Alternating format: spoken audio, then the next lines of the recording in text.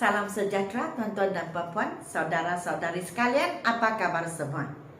Nama saya ialah Dr. Lee dan saya berasal dari Bukit Mentajam di utara, bahagian utara Semenanjung Malaysia. Buat masa ini, saya tinggal di Johor, di Klang. Jadi selamat menyertai.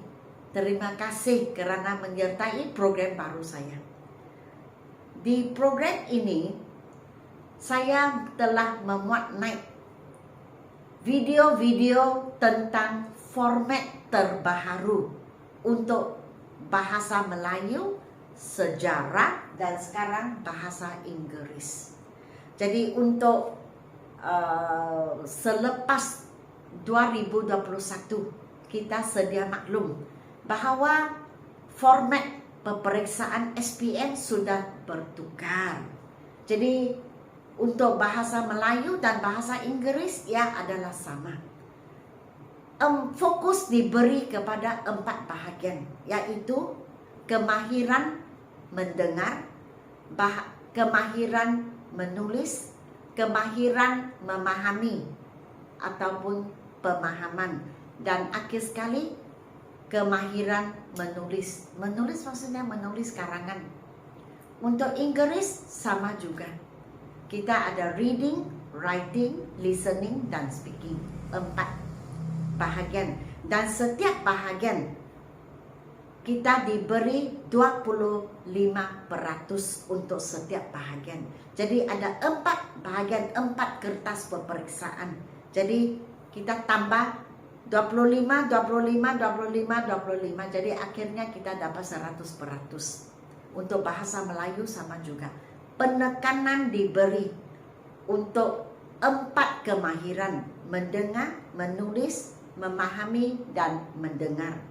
Jadi untuk sesi kali ini saya akan berbincang, membuat analisa dengan kalian kertas peperiksaan 3, paper 3. Jadi waktu sebelum tahun 2021, masa itu kita boleh lihat bahawa format berlainan dengan sekarang. Masa itu penulisan dan pemahaman, dan ada lisan juga, tetapi lisan itu dibuat secara berlainan.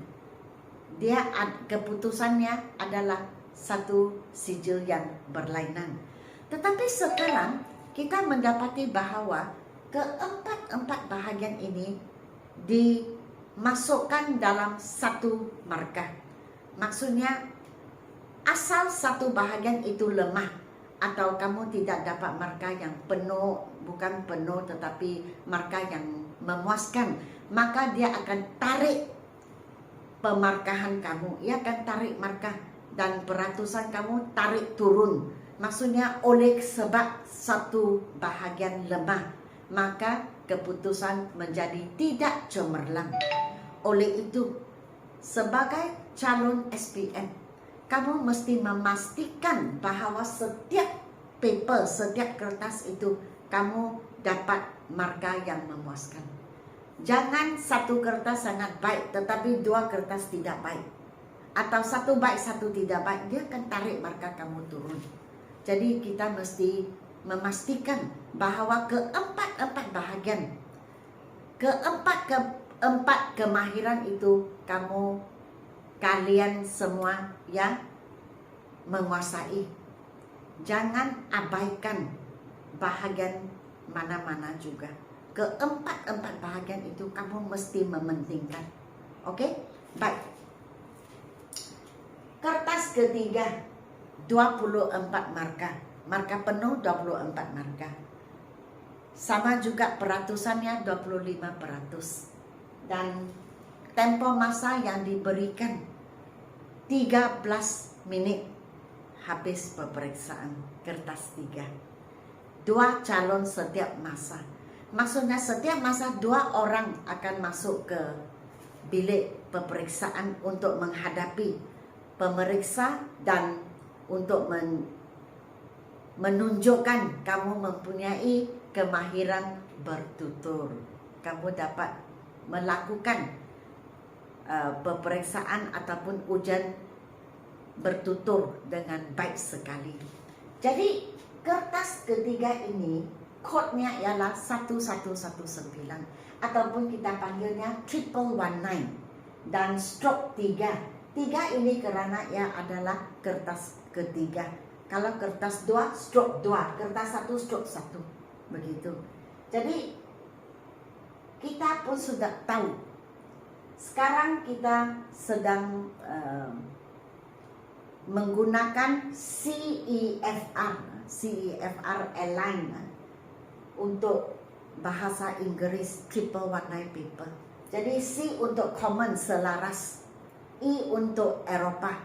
Jadi kita dengan Eropah selaras. Maksudnya keperluan mereka, permintaan mereka kita telah mencapai. Maka mereka lebih mengiktiraf kertas kita. Memang iktiraf, tetapi sekarang mereka lagi mengiktiraf sebab sekarang kita menumpukan, kita fokus kepada 4 bahagian daripada 2 atau 3 bahagian sahaja. So part 1, bahagian 1, kita panggilnya interview. Maksudnya seperti temu ramah atau temu duga, di mana kamu satu orang, memang 2 orang duduk bersama-sama 2 calon menghadapi pemeriksa. Ada 2 orang pemeriksa. Satu itu akan bertanya, dia akan berurusan dengan kalian. Tetapi ada lagi satu di belakang pemeriksa. Dia adalah pemeriksa tetapi kerjanya ialah untuk mendengar, memberi ulasan dan mencatat kelemahan dan kekuatan calon, kemudian memberi pemarkahan. Ya, jadi bahagian ini setiap calon dikehendaki untuk menjawab 4 soalan. Okey, 4 soalan. Soalannya biasanya mengelilingi kita sendiri, keluarga kita, orang dikelilingi kita, tetapi saya rasa dia lebih miring kepada sendiri. Jadi contohnya, what is your name? My name is Lim Hui San, but you can call me San. Atau my name is Ahmad Arsyad, but you can call me Ahmad. Okay, so ataupun terus cakap my name is Ahmad Arsyad. Jangan gunakan point untuk menjawab. Jangan menggunakan satu perkataan untuk menjawab. Seperti what is your name? Gopal Krishnan. No. You must say my name is Gopal Krishnan, but my friends call me Gopal, so you can call me Gopal too. Begitu pun boleh. Ataupun my name is Gopal Krishnan, is okay. Jadi ini setakat tanya jawab. Jangan lupa ayat mesti lengkap. Dan part 2, individual long term based on prompts. Ini kamu boleh jawab dalam 5 atau 6 ayat. 1 question for each candidate. Jadi setiap calon menjawab 1 soalan. Mungkin dia bertanya tentang aktiviti kamu pada hujung minggu. So what are your activities during the weekends? Jadi kamu jawablah. Hujung minggu kamu buat apa? Jadi dalam 5 ataupun 6 ayat kamu buat satu paragraf yang pendek. Okey, 5-6 ayat itu saya rasa okey. Part 3, discussion, bahagian diskusi, di mana kamu 2 akan melakukan perbincangan, sesi perbincangan.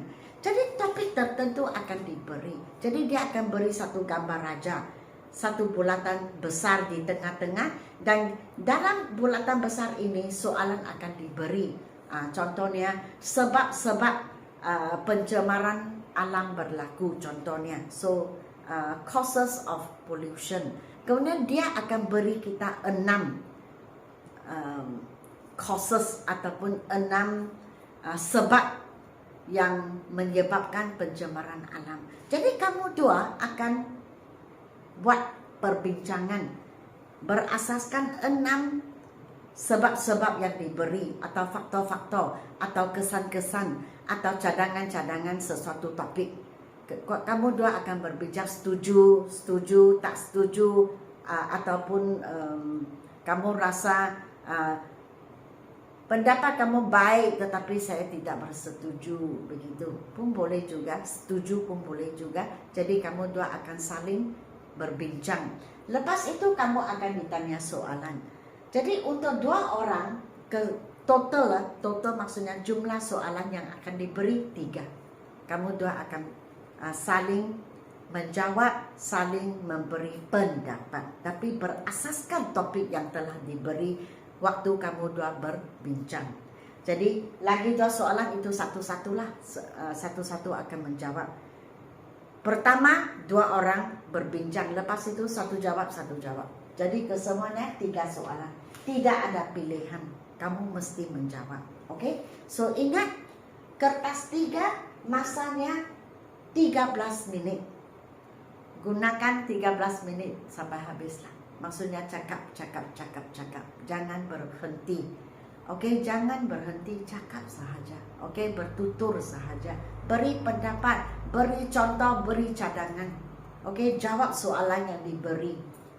Dan 24 markah 25%. Oke, inilah paper 3 kertas 3 ketiga, yaitu kemahiran bertutur.